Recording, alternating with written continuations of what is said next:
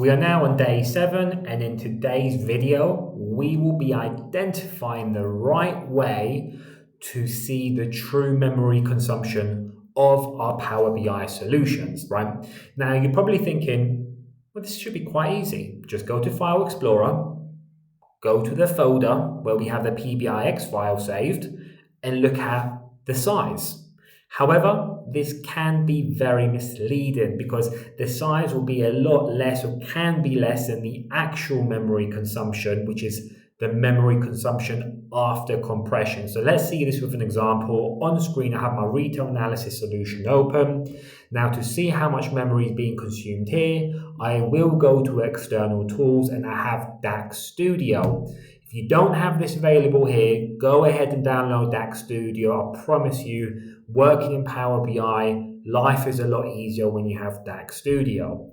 Now, once DAX Studio launches, it will establish a connection to the solution open.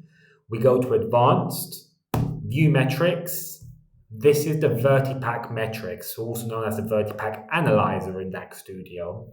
And then down here, there's a little summary button. And notice the total size in memory is 3.29 megabytes.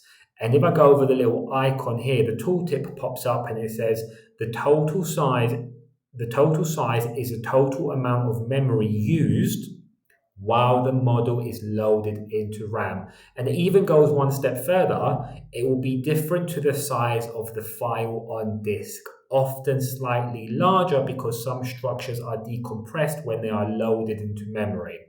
So the point being is, when you look at the size on disk versus memory after compression, it will be different and it can be misleading. However, there's one more thing to note. This isn't the actual right size either, right? So, close DAX Studio down, go back to home, hit refresh on your model. Now look, this is a much smaller model. It's a test model, right? I use it for demo purposes, so this should do it quick. However, other people, I think, mentioned if you close down DAX Studio and reopen it, it should work.